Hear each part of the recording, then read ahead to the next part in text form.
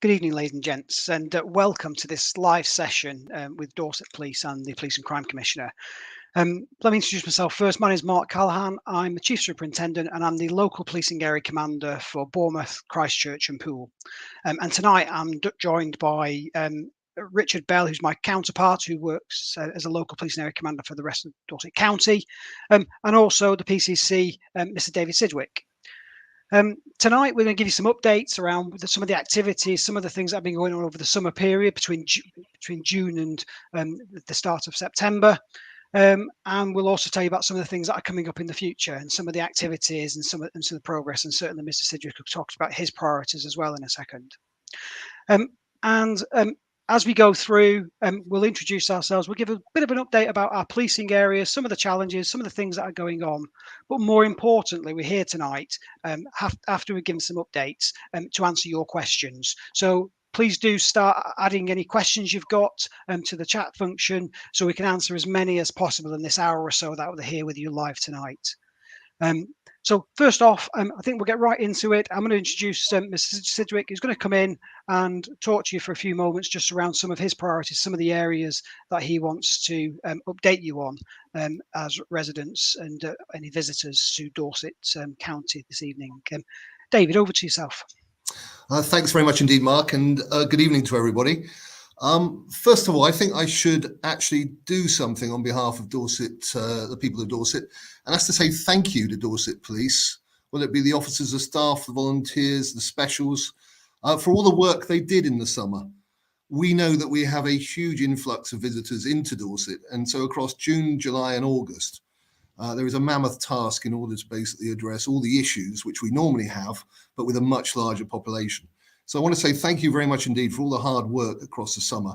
And particularly, I would also mention over the last few weeks, where Dorset Police have also taken part in Operation London Bridge in London and other parts of the country regarding the funeral of Her Majesty. And also those people in Dorset who kept our flags flying whilst those officers went and did what was necessary there. Something very nice happened to me. I had a PCC from another area actually send me a picture of Dorset officers in London who they'd come across and commended their actions to me. So very well done on that. So thank you to everybody for that. Very clearly, what I'd like to do is very briefly update people on my priorities and where we've got to so far. My first priority was to cut crime and antisocial behaviour. I'm very pleased if we look at the summer period, so the June, July, August, that reported antisocial behaviour was down by 6%. So this actually means that year on year, we've had 339 less instances. Now, that's good progress. It will never be perfect. There will always be antisocial behaviour. There will always be hotspots. We will always have to be vigilant. But the key to it is some of the activities which have been going on. The fact that Dorset Police have a priority called Operation Relentless around this now. In fact, I was out on patrol in Weymouth one evening looking at that. It was quiet, which also shows the benefit of when we're able to patrol. In fact, it was 8:15, starting at 6 o'clock before we had our first incident. I've also kept an eye on hotspots. I met, for example, with the director of the Dolphin Centre in order to discuss Poole Bus Station and those issues. I've been all over the county, seeing what's going on with other areas of antisocial behaviour.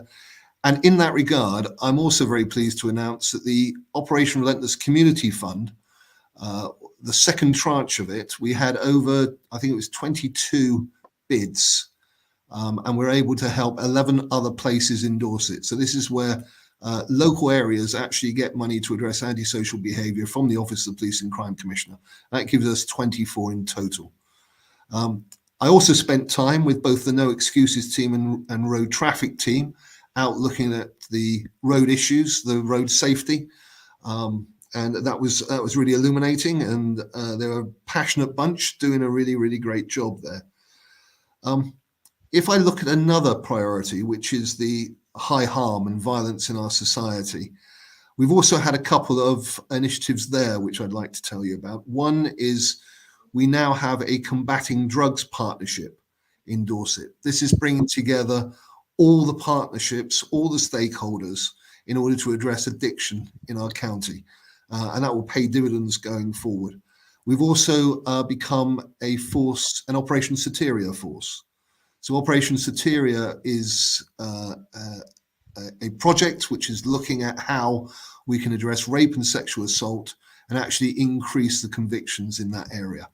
And there are a number of forces which have become part of it, and I'm very pleased that Dorset has done so. I could go on. I'm not going to. I'm going to leave you with one more project for the future, which we're working on, and that's our Fix the Future project, when we're looking at how we can help young people in Dorset. And it's about early intervention, it's about diversion, it's about helping them make right choices. And we'll be looking to launch that next week. So that was a very quick overview of some of the things that we're doing. So thanks very much for that. Thanks, David, and we'll come back to you in a second. I'm sure there's going to be plenty of questions that you'll want to answer as well as we progress for the evening. So I'd like to bring in now and introduce Chief Superintendent Richard Bell. Richard, over to you. I'll let you give your overview. Thank you, and good evening, everybody. So as the LPA commander for the Dorset County area, I just want to remind everybody of actually what this summer entailed. So it was the hottest, driest summer for a significant period, probably in most of our memories, and generally that would have led to increased concerns around crime and antisocial behaviour. You've already heard from David the fact that antisocial behaviour was reduced over the summer, which is really positive, and we've also suppressed crime as well across the county area. And we had a number of events, probably a bumper summer for events. It wasn't a summer that was affected by COVID, so everybody took advantage of the fact that they could socialise, plan the events, some of them which had been away for several years, some of them which are new. Starting with the Wimborne Folk Festival back in June, finishing with the Ironman and the Seafood Festival in Weymouth for September. But within that, we still had the County Show, Festival and the Swanage Regatta. And what we made a commitment at the beginning of the summer is that where those events were to take place, we would provide that visible policing presence to offer reassurance to those who attended and also address any crime or antisocial behaviour. And I'm pleased to say that we did, and we did that in partnership with the local authority and the fire service and the ambulance service as well. Working in a multi-agency approach, we set up over the weekends multi-agency command centres, and during the week we held regular multi-agency meetings to ensure we had a coordinated approach to any issues which developed, whether it be the fires at Studland, which the fire responded to so well in suppressing so quickly, or whether it was our policing demands in and around the events. I'd like to again praise the way that our neighbourhood policing teams have worked collectively to maintain their presence and their enforcement activity over the summer. You would have seen operations in Sherborne, Lyme Regis only last week, and again Wimborne, North Dorset and Weymouth tackling drugs, antisocial behaviour and crime. Our rural crime team has made a significant impact over the summer period with notable seizures of stolen plant, cars, tools, identifying crime series with offenders being arrested in Bedfordshire, Hampshire, Thames Valley area, and actually some of our work being taken on by the regional crime unit. So it just goes to show how effective they are in tracking down those individuals and actually supporting other forces bring these to justice. We've arrested more people over the summer period than last summer, some 100 more arrests this summer than last, which considering the demand we've had was I think it is an impressive step forward, and that is with our incident demand remaining in parity with years previous. So despite all of the pressures, the neighbourhood teams, the patrol teams, my investigation team, supported by our crime and criminal justice partners and our operations colleagues, have made every effort possible in order to ensure that we keep Dorset one of the safest places in the country. So thank you. Thanks, Rich. I'm not going to repeat a lot of what Rich has said. we're joined. We work really closely with our partners, just like I do. We again have the multi-agency safeguarding clubs in BCP. Some big events that I'm really proud of that we've delivered with our partners. Our staff have worked relentlessly over the summer periods, often extending to 12-hour shifts, cancelled rest days, annual leave being cancelled to meet some of the extraordinary demands. A lot of planning goes into things like the Air Festival, rugby sevens, etc. And we work in harmony with all our blue light partners, as well as the local authority, children's social care, etc., to really protect. One of the key bits of work is trying to be as wherever we can be as highly visible, so that we do something called hotspot policing, which means that we can really try and reduce crime. We can't be everywhere, but we are really trying to focus on the hotspot areas so that we can tackle the problems in our communities. But we do need you in our community to report things. So use Crime Stoppers, email through our force website around any information, intelligence you want to submit to us, so we understand what's going on in the communities. Our officers work really hard, but we don't always get it right. And we know that, and we're constantly striving to improve and make sure that we do. So, if we're really happy to hear feedback from people, so that we can always consistently improve as we go forwards. But I know, I speak for all on the call, our officers come to work to do a really good job every day and do their very best for it. Just before we go over to questions, I'll just give you a quick snapshot. So if you look at June, July and August this year, the total 999 calls that Dorset Police answered was over 38,000 in that 3-month period. The 101 calls, the non-emergency line, was over 42,500 calls just in that 3-month period. And certainly we created incident attendance over 20 and a half, over just under 50,000 incidents.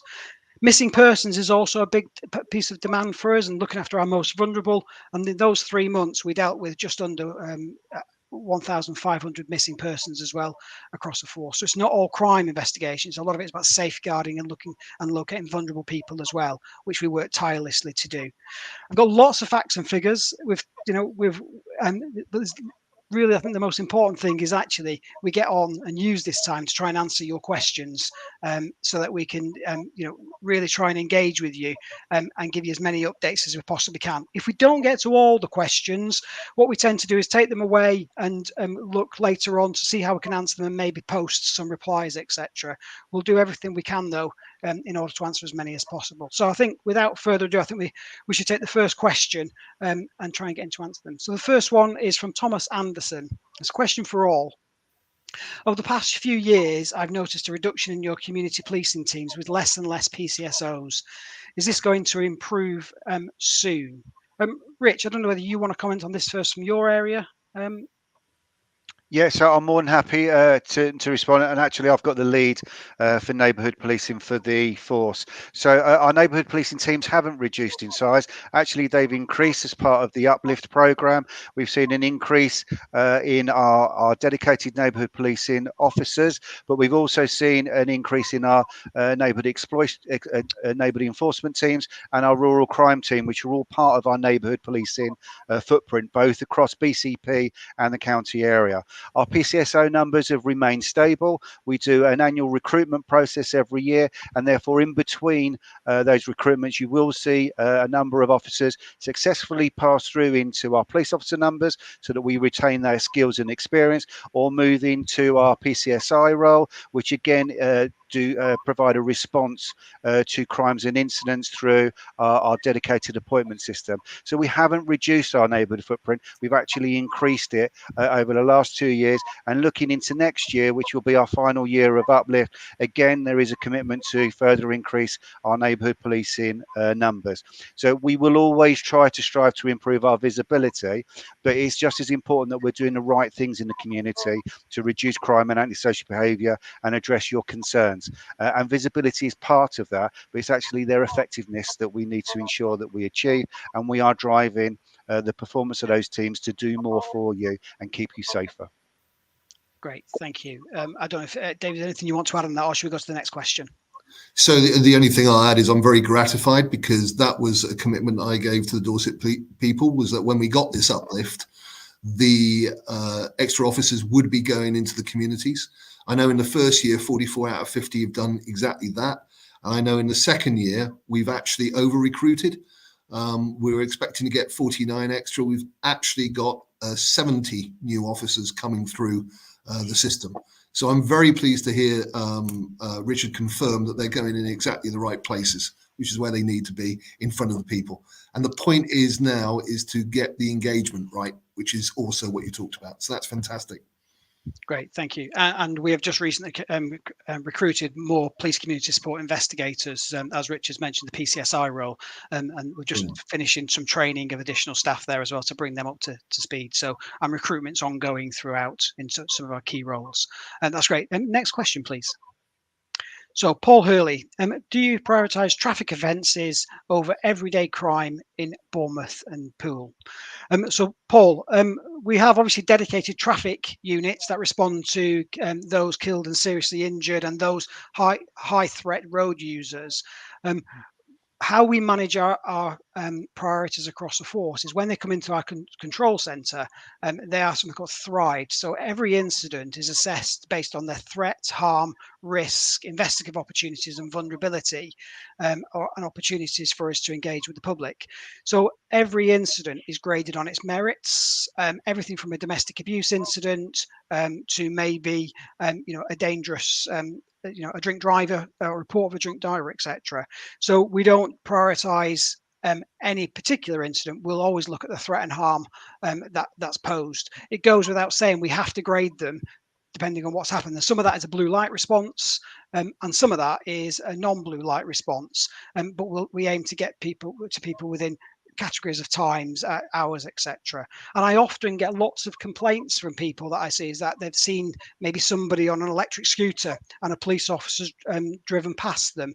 And when I look at those types of cases, I often find that police officer, it's not a blue light response, but they're on their way to a domestic abuse assault or a potential significant harm of a child or a safeguarding incident. So often our officers, even on the street, have to prioritise what they go to based on the threat, risk and harm that we're dealing with. Richard, I've covered BCP. Is there anything that you want to add on that? No, just just a couple of points. So I'd like to thank our volunteers who run the community speed watch. So they are members of the community which identify local hotspots, monitor traffic, and monitor the speeds of those individuals, and then supply that information to police so that we can send them notices to inform them to slow down in order to save lives. We do have the camera safety partnership, which is the road policing's van, which you will see out, which again monitors speeds at our killed or seriously injured hotspots. And it is really important that we continue to reduce those that are affected by deaths on our road, because behind each of those deaths, obviously family, friends, which are traumatized and impacted. So as Mark said, there are some dedicated resources to it, but it doesn't mean that we don't do everything else. We will do everything else alongside it. Great, thank you. David, anything from you on that one, or should we move on? I don't think so. That was an operational question about priority, and I think you guys have answered it. Great, excellent. Next question, please. So, Jill Jarvis, can you do something about loud bikes, Somerford, from Councillor Jill Jarvis? Jill, happy that we perhaps take that one offline in a direct contact, and obviously we work with the local authority in relation to antisocial behaviour, use of vehicles, etc., with our No Excuses team, etc. So probably need to know a little bit more about what the issues are, and feel free to drop me an email or your local neighbourhood inspector so we can address those issues. And I know David wants to come in a second, which I'll bring him into. But we will we'll look at the incidents and look at them, whether they're a policing responsibility or whether it's an antisocial behaviour issue that we might want to engage with our local authority about and work in partnership with. David, do you want to come in? Yes, I did. I'm aware that loud motorbikes are a issue for a number of places in Dorset. And I've been trying to do some work around this from the point of view of addressing it going forward with the use of the idea of bringing in noise emission cameras and those sorts of things. There is a trial going on nationally which we're waiting to hear the results of. I'm also aware of one council in London which has used them to good effect. And I've spoken to both BCP area and Dorset in order to see if we can do something similar here. So I'm very aware of this issue. It's not just Somerford. I could also point to Hengistbury Head. I could point to the B3157. I could point to the A350. There's a number of particular roads in Dorset where this is an issue. So watch this space, I think the phrase is. Great, really helpful. And it often is about making sure the right agency are focusing on the problems and what's from policing. But sometimes where perhaps we haven't got the statutory powers to deal with them, we work really closely with our local authority colleagues to make sure the right agency is dealing with problems and we work together to problem solve. Next question, please. Dan Short, the bus station in Poole seems a massive improvement since the CSAS officers. So CSAF is the Community Safety Accredited Officers, and Dan, absolutely yes. And the Community Safety Accredited Officers, so it's they're employed by the local authority. Their response is about homelessness, around antisocial behaviour, that visible presence, and they're given some delegated powers from the Chief Constable from policing in terms of what powers they can use, and they are a real success. They work hand in hand with our neighbourhood teams, so the tasking amongst, so that sharing of information goes on, and I'm really grateful that you've seen some of the improvements in there. Poole bus station does have its problems. It's something we won't take our foot off the accelerator on. We'll constantly be working with our partners to make sure that it's a safe place for our communities, and we will be really robust and tackle any antisocial behaviour, hate crimes, violence, etc. in that area. But I agree, we've worked really well and hard, and some of that best practice is being used across the rest of the force as well now. In terms of how we tackle some of those issues. Again, David, I didn't know whether you wanted to come in on that or not. No, I actually mentioned the bus station in my preamble, and you're absolutely right. This is about everybody working together. It is about the CSAS officers. It's about your officers. It's about having this relentless focus on antisocial behaviour. I'm very pleased that that's working. Yeah, and people would have seen in the press that the issues that we've had with youth ASB and the problems with buses in other areas of Poole, we've been really robust. I've been personally briefed and aware of what's been going on with those cases, and people have been arrested, children, and we are being really robust in our action and working with the bus company as well, because we want, those services are vital to our communities, and we need to support our communities and the companies to make sure those services are available for people going forwards. Next question, please. So Rachel Morrow, why do police not do anything about people smoking weed in flat blocks? The police know it's happening. You can smell it when you're here, and you're at this flat block a lot, but police do nothing about it. So Rachel, I'm not quite sure who you are, but to give my voice a rest, Rich, do you want to have a go at that one, and then I can do anything else? Yeah, no, certainly. So thank you. So it's not that we don't do anything. So first of all, we need to have the community information and the intelligence in order to respond to. We can't simply arrest our way out of this problem. There will need to be referrals to other agencies or to support with them. We won't ignore it. If it is causing a nuisance, we will address it. We will speak with housing and property ownership to see if we can apply some pressure through the tenancy. We will speak to the local authority in order to ensure that, again, we can get behaviour orders or behaviour contracts in place for individuals. So it's something we won't ignore. It's something that we will do, and we will respond to community concerns where it's appropriate and necessary. And like I said, and we will take positive action. So it's something that we won't routinely ignore. We often get challenged around we walk past people who are smoking drugs. We won't, and we shouldn't, because, like I said, every intervention is important. That individual is committing a criminal offence. There are ways in which we can deal with that, which doesn't require them to be arrested, but nonetheless, we still need to provide a positive engagement to that individual to divert them away from what supports large criminal networks. Great, thanks, Rich. And just to add to that, I think from my perspective, I absolutely support everything Rich has said. If you're in a flat block and we have to work within our powers, so we can't just knock on doors and search people's premises.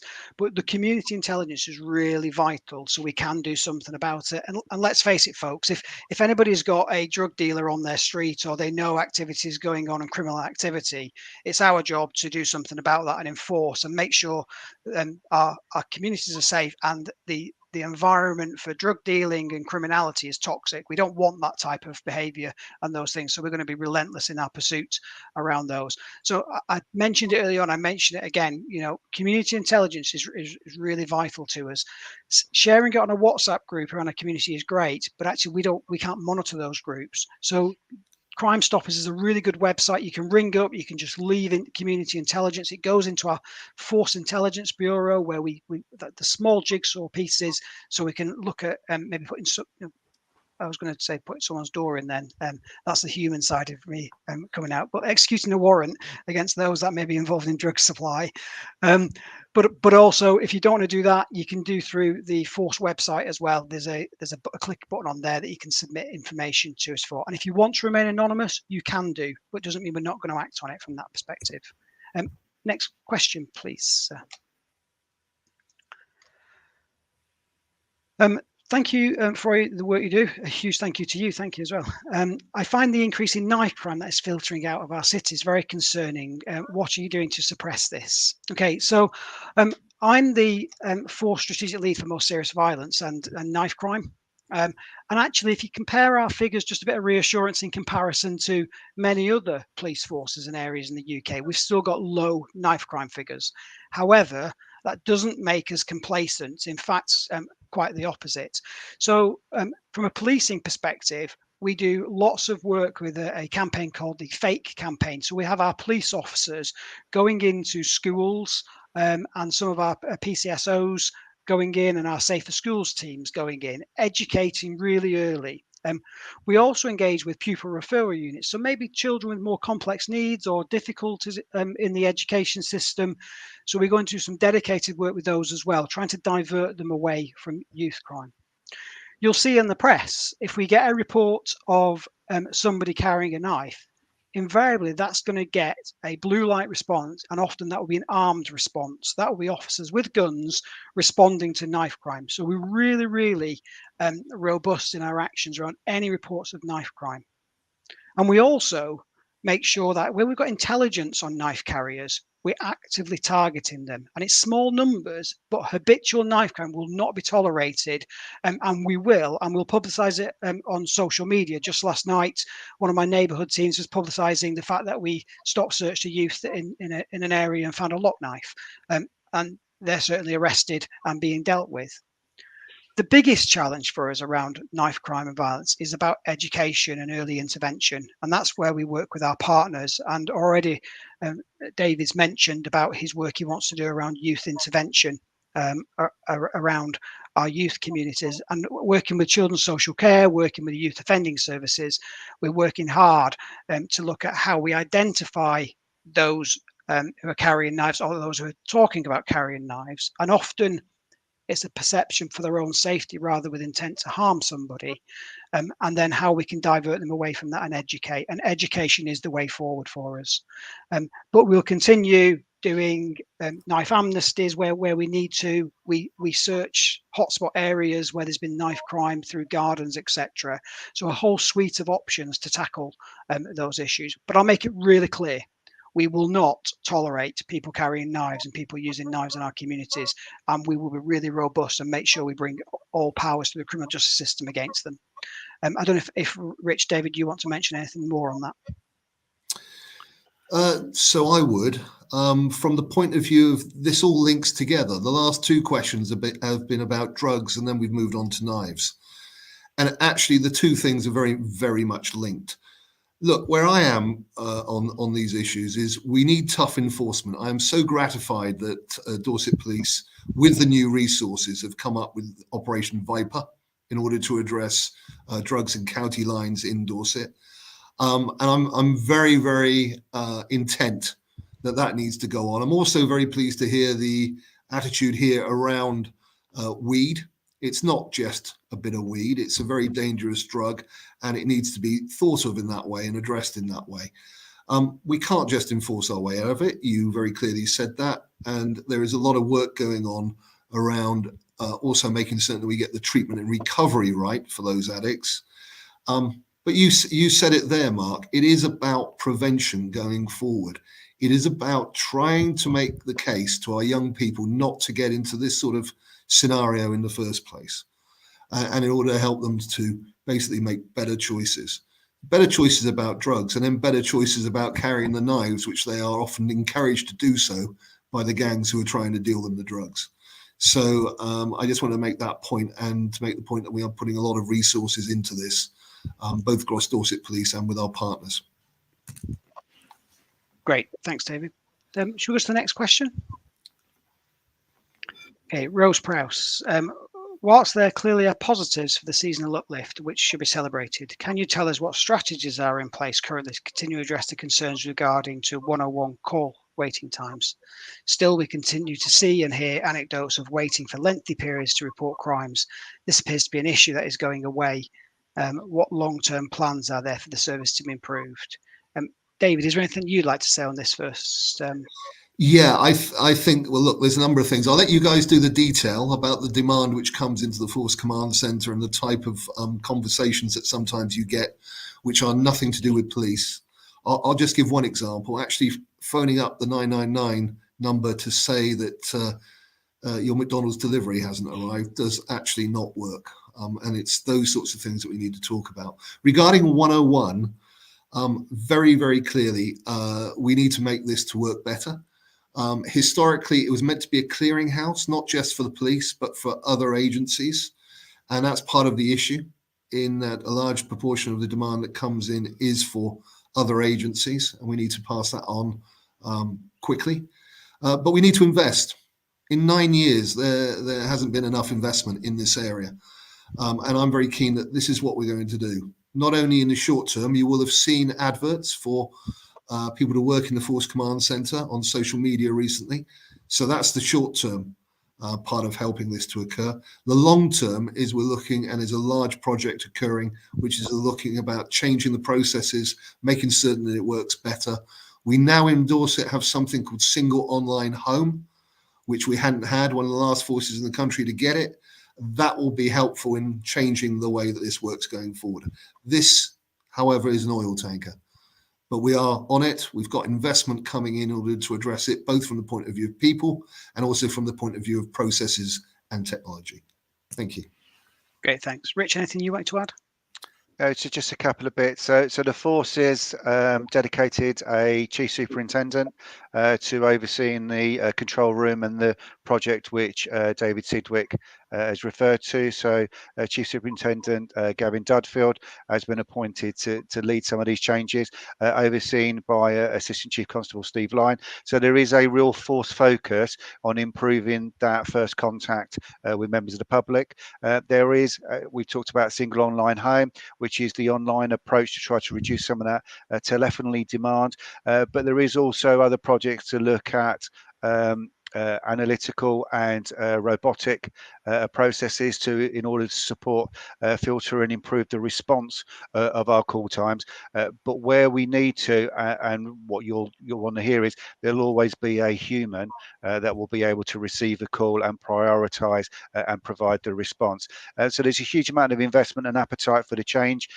We've already updated our systems, so we moved from an antiquated contact and control system to a new system only 18 months ago, and there is continued investment and planned investment going forward, which is why it's got that dedicated project support. So there is a force commitment, and hopefully you will see improvements over the coming months and years. Thank you. Thanks, Rich. And just a very quick point from me. I mentioned some figures earlier on over that June, July, August. We had 42,000, just 42,500 people ringing up 101. And we had about 20,000 who were using email, the inquiries through our site. It's often not known, but those emails are actually answered 24/7. the same precedence is given to them as the 101 call. So if you want to report something, but you think, actually, I don't need to speak to somebody immediately, you might be better using the inquiries through our website, because that goes through to the 24/7 command center as well, and they'll get back in touch with you. Just worth noting, if you don't think you need to hang on the phone all the time from that perspective. So next question, please. Okay, so we're pleased that the progress of rural crime is going well, and we've mentioned rural crime. But David, do you want to mention anything more around rural crime? Yes, I mean this is a priority in the policing crime plan where it hadn't been before. We very clearly only had 2 or 3 officers in the rural crime team. I almost lose track. It's grown so quickly and so rapidly.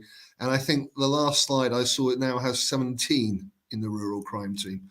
And look, that's what was needed. The investment really helps allow Dorset Police to do the job in the rural community that they needed to do.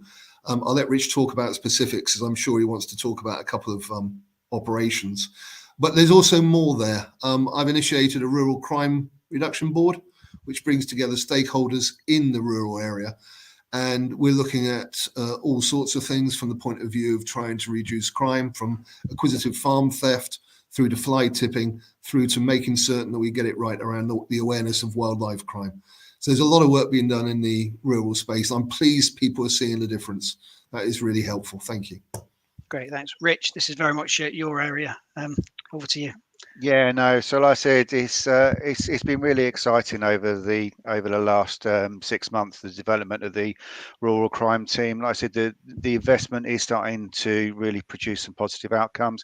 As we talked about only a couple of weeks ago, we saw the waste site on an industrial scale being identified. Again, fantastic partnership work. That's not just down to the police, but it's working with our colleagues in environmental health, the local authority, and on that occasion with specialist vehicle examiners and the Inland Revenue. So again, real partnership approach to that. We've also seen successes, like I said, identifying stolen caravans and vehicles, which we tracked back to other force areas, as well as significant plant and agricultural equipment.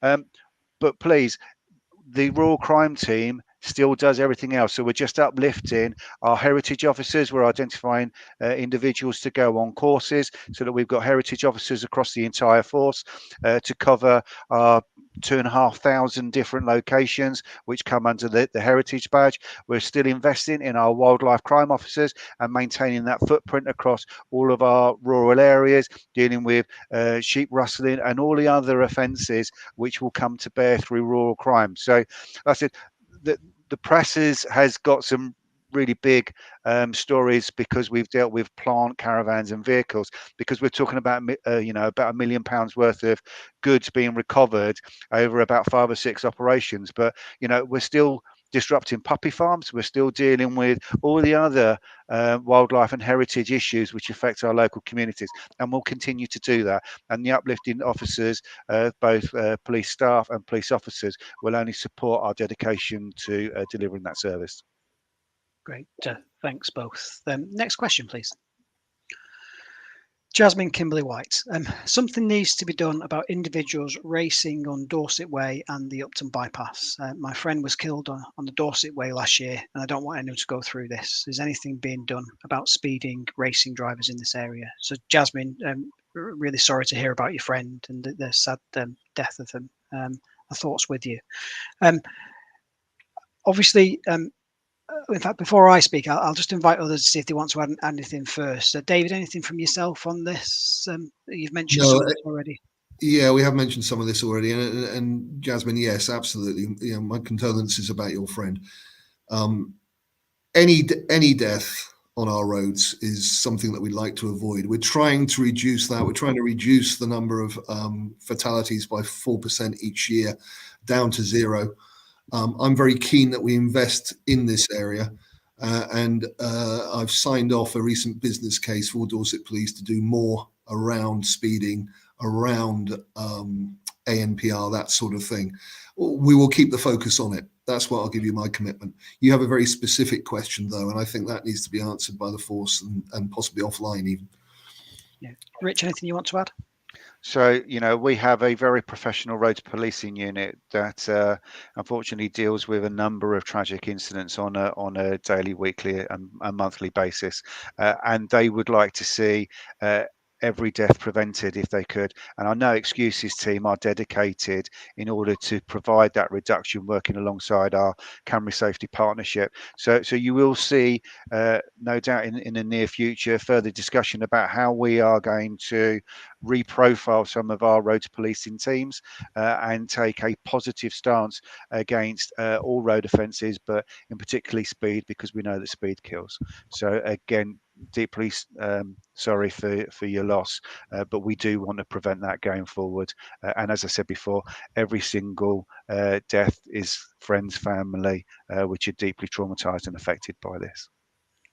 And if you would, I think David mentioned there about if you want to contact us offline, drop us, one of us, an email. I'm sure we can give you some further information, reassurance about what we're doing around things. But we've mentioned our No Excuse team, our roads policing team. They do focus on high harm offenders. So through intelligence, we identify people who are potentially dangerous road users, and we proactively target them around. And we don't just use our roads policing. There's always different ways we can tackle them and use our partners wherever we can as well around safeguarding, etc. Next question, please. Ben Tibbles, can I ask why Dorset Police Rural Crime Team aren't doing anything against illegal fox hunts in Dorset? Several reports have been made, but nothing has come of them. It's very frustrating for hunt saboteurs, monitors, and the general public to see officers at community outreach events, at farm shops, etc., where there are several hunts out there killing, and SABs and monitors are on the front line doing the job of the RCT. Rich, is this something you want to come in on first?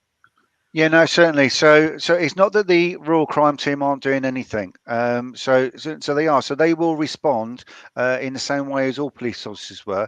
If we have intelligence that a crime is being committed, or that actually we've got a crime committed and it's reported, we will investigate. And I know that the North Dorset Neighbourhood Policing Team and the rural crime team have undertaken investigations into fox hunting and other animal cruelty activities. Identifying the evidence to successfully prosecute is different to investigating an allegation of crime. And we will, like I said, continue to press ahead where we can to secure a prosecution, but it's a very difficult area to police. We know that fox hunting is illegal, but there are other activities which people partake in which are not illegal, and again there is a fine balance there, and we will enforce the law where it's broken and we can find the evidence to do so. What we have taken a slight step back from is policing all events, because actually there's lawful activity undertaken here, and we need to balance that between the community's needs, the concerns, our policing on operational commitments, and the people who are participating. And it's not right that we attend every time there is a gathering of hunts on horses, but we will, where there are crimes, where there's a potential breach of the peace or incidents of concern, attend and enforce the law. Great. David, I know this is something you'll have want to come in on. Yes, absolutely. I mean, I'm very passionate on getting this right. My job is to hold Dorset Police accountable for upholding the law. And very clearly, the law says that hunting with dogs of any mammals in the UK is illegal. And that's exactly where Dorset Police are regarding that, as you've heard. The difficulty is that there are other pursuits, such as trail hunting, which are absolutely legal. And that isn't anything which I, as a police and crime commissioner, can affect, nor can the police. And it is absolutely right that is legal until legislation changes. But the commitment I give is about wildlife crime, and this includes this, is that we take it very seriously in Dorset. The police take it seriously, as you've heard, and if there is evidence that they can use in order to get a prosecution, they will do so. And that's where I am on this. So I just wanted to state that up front. Great, thank you. Next question, please. Daniel Eason, has CCTV in rural towns like Verwood, Ringwood ever been considered to make our streets safer? Who wants to answer this one? Because obviously CCTV is actually a local authority responsibility, isn't it? I'm quite happy to start as is some of the rural areas that have been done. As Mark's alluded to, so CCTV does fall under the remit of the local authority. The local authority have been trying to connect CCTV to a central hub within Dorset County Hall in order to improve some efficiencies, and there has been some funding and support in order to allow town councils to connect to that network. What there is limited funding for is for new networks. However, there are microwave systems and temporary systems which they can use and they will respond to, as well as some mobile CCTV. So again, there is a community safety team within a local authority that will pilot the use of CCTV in areas where they think is appropriate to develop the evidence base as to whether or not funding then should be put forward for a dedicated system.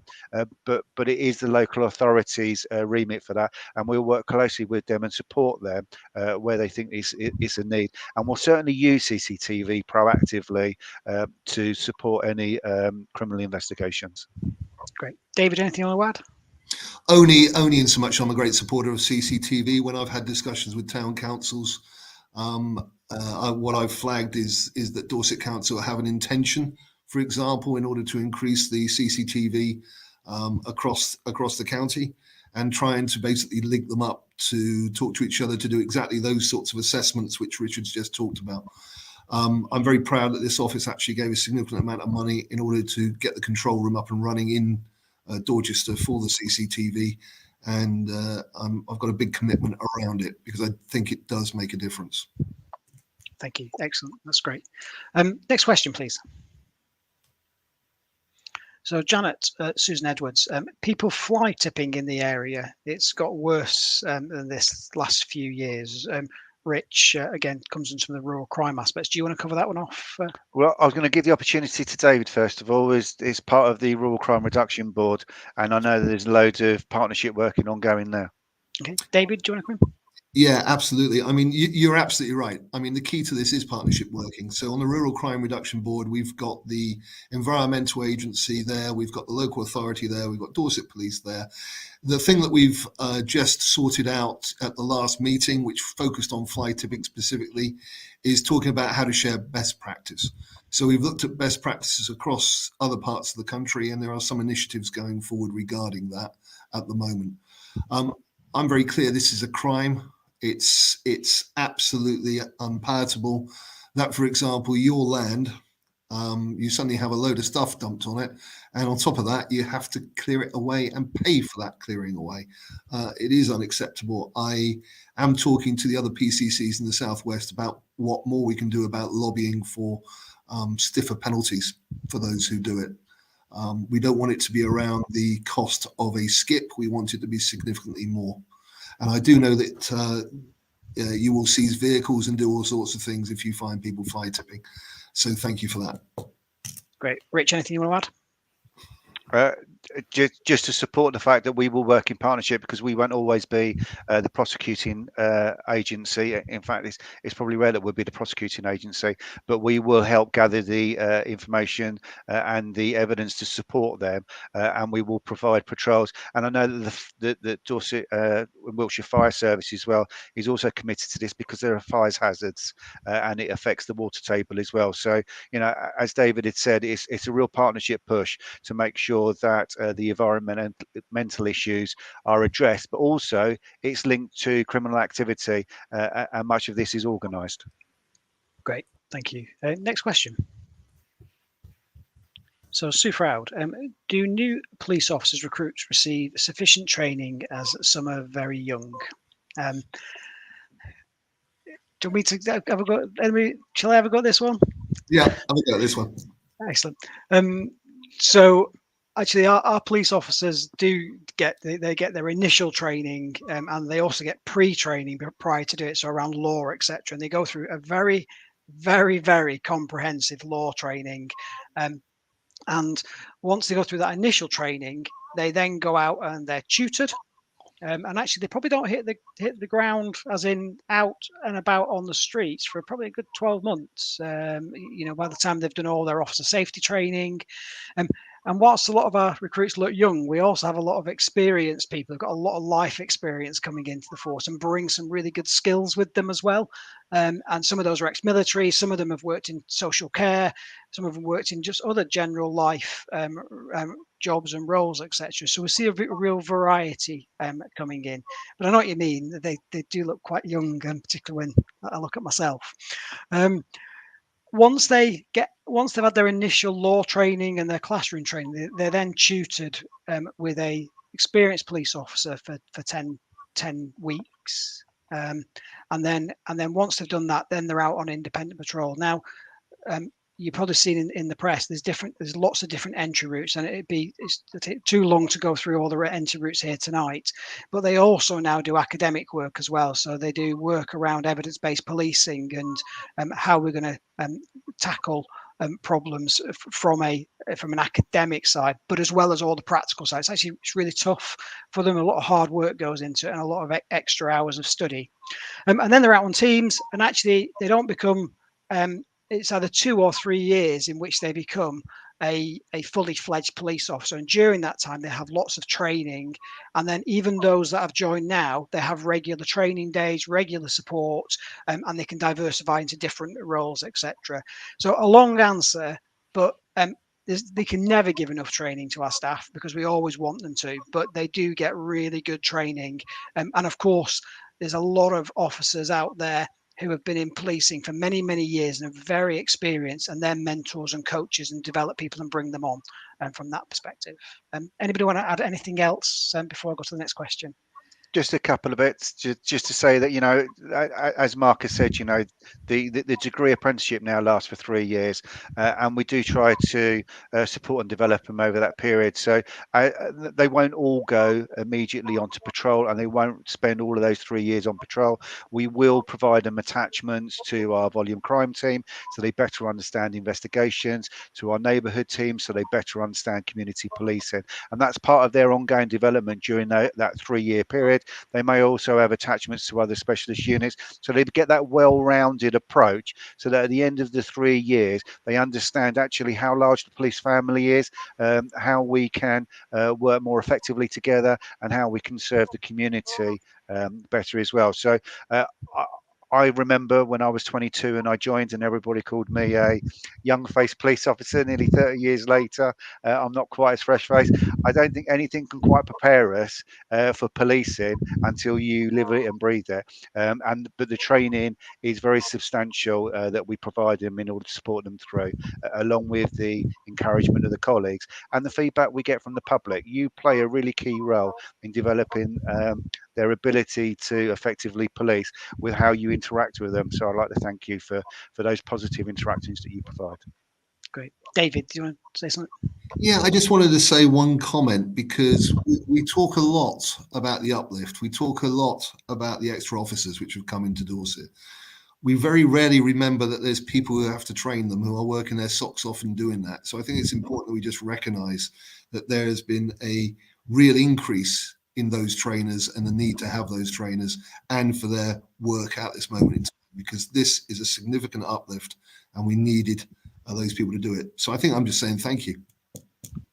Great. Thanks, David. And before I go to the next question, I think sort of my final point is the new entry routes also create a capability of people who might have different specialisms to go straight into detective roles as well. And we've got quite a lot of direct entry, sort of the detective pathway, who do still do some time on the streets, but actually their focus is around that area of the business, which is really needed because our investigators, do an amazing job as well from that perspective. But we'll move on to the next question because I am conscious of time as well. Next question.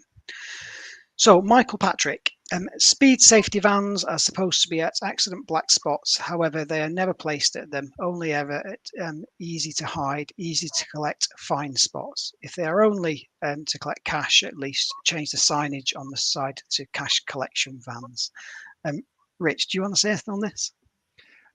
By all means, yeah. Anybody who's ever had a speeding ticket has never welcomed it. So I do get they are a Marmite service, but actually we've already talked about the essential role that they play in reducing road casualties and deaths, and they do have to provide within their deployments a significant percentage of those in our hotspots for killed or serious injured. So they're not always. Well, they're not. They should be rarely in the hideaway spots that has been referred to here. They should be in our primary routes where people have been killed or seriously injured, and they might not be obviously apparent, but we do get that mapping tool through to us on a regular basis, and it's overlaid by their deployments, and they are held accountable to their deployments to those hotspot areas. And I said the whole push is to reduce fatalities on our road. Yeah, and I think the other point, I think earlier on, Rich, you mentioned community speed watch. I think either yourself or David. I think people got to remember that the vans are also deployed based on some of the community concerns that we have as well. So if community speed watch are out and they've got people racing through and they're concerned, that all that information intelligence goes into where we deploy our vans from them. But I can't really add more than Rich on that. Other than the money generated through our community speed through our vans goes back into the road safety side of the business. So it's all about trying to make sure that we stop people being killed or seriously injured. David, did you want to come in for anything? Yeah, I was actually going to make that point about the money generated goes absolutely straight back in to affect our road safety and to decrease it with more cars, more cameras, etc., in order to try and make our roads safer. I'd also make the point about hidden. We actually say where our cameras are. There's I think there's 19 fixed sites. You guys can correct me, but I think that's the right number. There's 19 fixed sites across Dorset, but we also have a number of mobile cameras, which are the ones that are talked about with vans, and we actually say where they're going to be. That's actually transparently shown on the website. So it's not about trying to generate cash. It is not about targeting people for no reason. This is about cutting the fatalities on our road, and speeding is one of the major ones which do that. The locations of the mobile vans are published in advance online and is a map tool on Dorset Road Safe. So if people use that, then they can understand. And this is about deterrence as much as it is about actually the vans being there and catching people. Great. Thank you, David. Next question, please.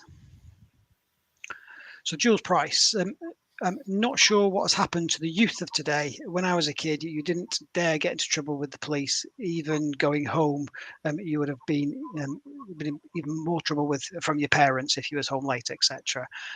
David, any comments on this one? No, but I understand the sentiment completely. When I was growing up, there was 3 places you got your values from, one of which was school, another one was your parents, and depending on your situation, it would be the local church or a similar place. Look, this is something which we all need to work on as a society. It's something that I'm lobbying Parliament about.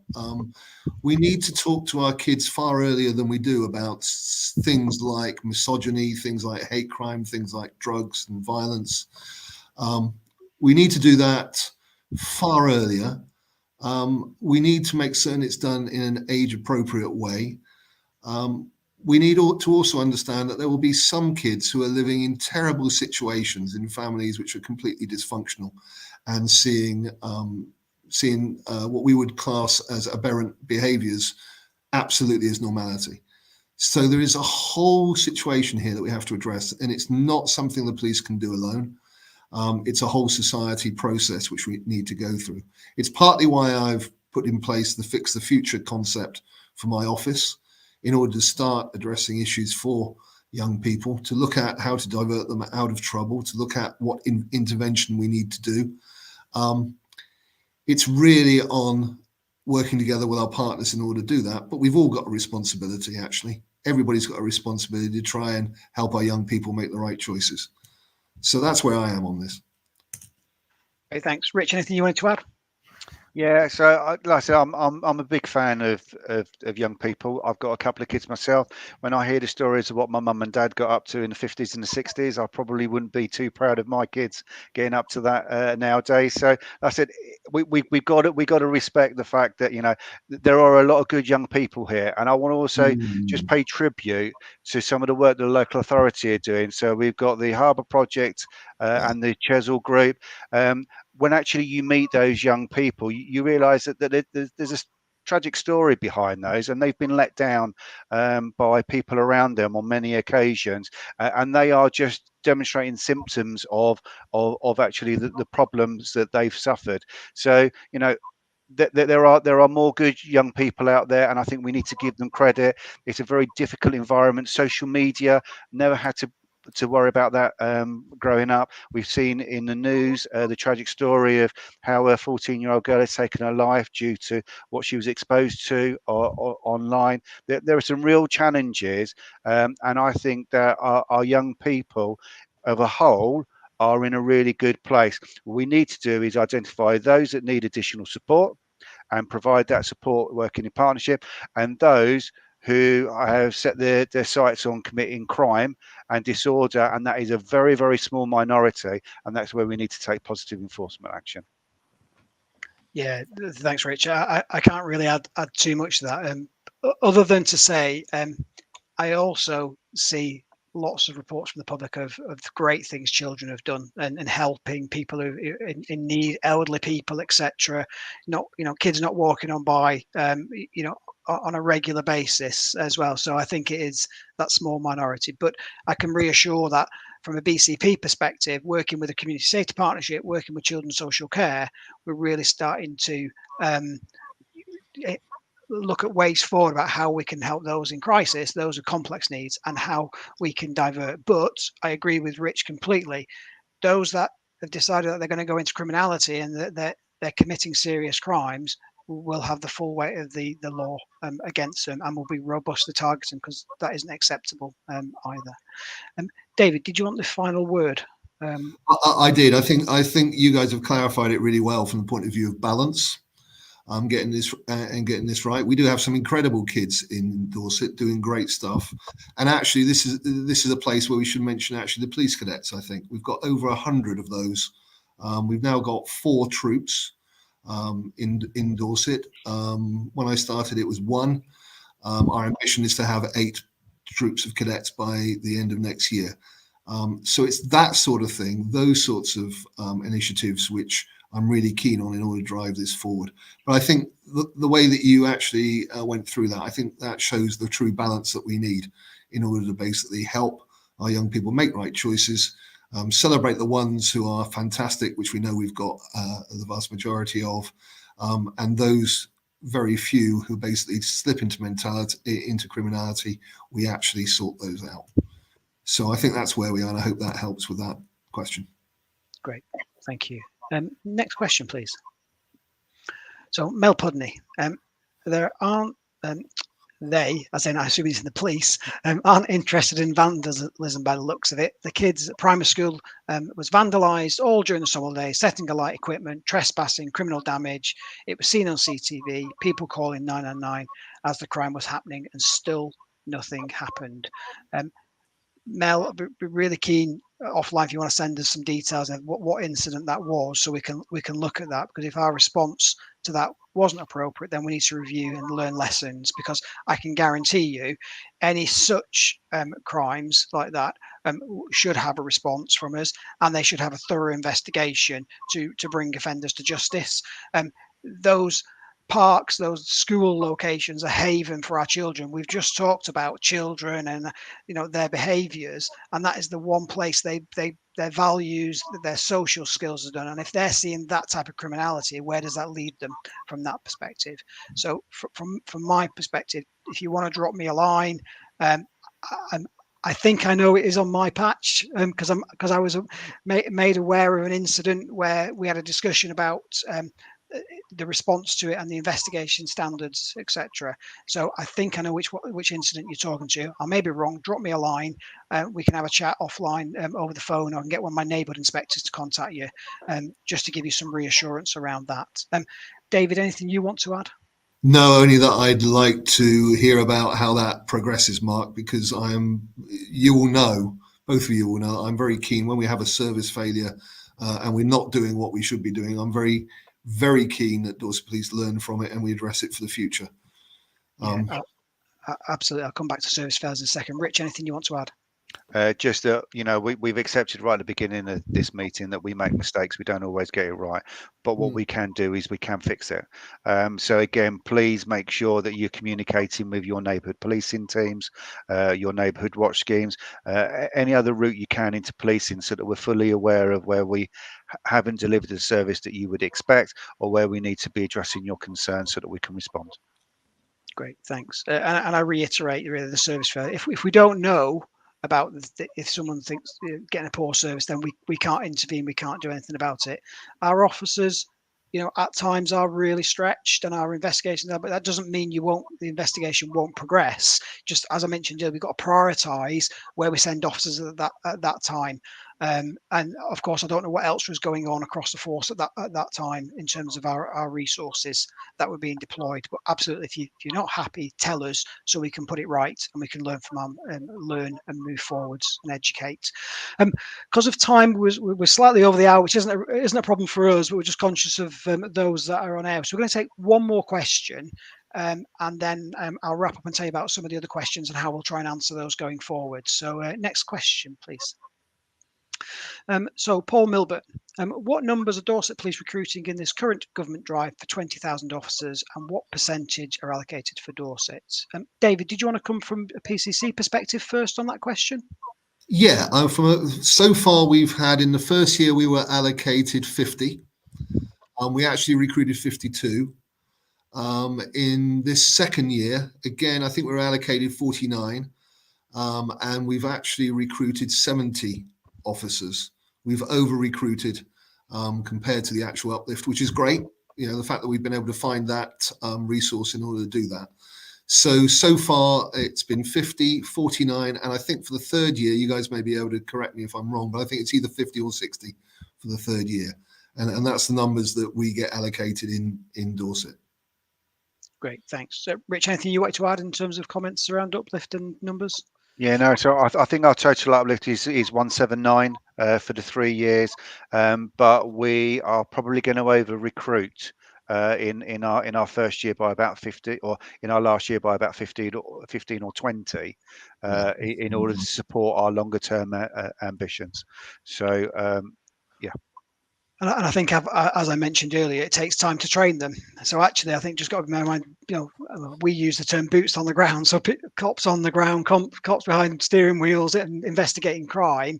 Because of the training period, it takes time to get them to that position. So you don't see the immediate impact straight away. It takes time to get to that point, but certainly they're being deployed in all the right locations, as we've already outlined: neighbourhoods, frontline policing roles, etc., in investigations. Folks, that brings us to the close of tonight's live session. First of all, can I just say a huge thank you to David, our Police and Crime Commissioner, Rich, the County LPA Commander, and a huge thank you from myself for all the questions. These are events put on to try and engage as much as possible and answer some questions. And I know some of the comments are we're not answering the difficult questions. We'll try and answer as many questions as we possibly can. There's a lot of questions, which is really good to see. We really want to answer those questions with as much clarity as possible. What we will do going forward is look at the remaining questions and look at how perhaps we can post some answers for those. It won't be tonight, obviously, but we'll look at how we can maybe answer some further questions or put some information out on social media to maybe deal with some of those areas that we haven't covered. So once again, a huge thank you. Thank you to all our officers and staff and volunteers again, to everything that you do day in, day out, and a huge thank you to you, our communities, because actually, without you, without policing by consent and everything that we do, we wouldn't be able to deliver the service that we can and help you as much as we do. Huge thank you and have a lovely evening. Take care. Bye-bye. Bye-bye. See you all.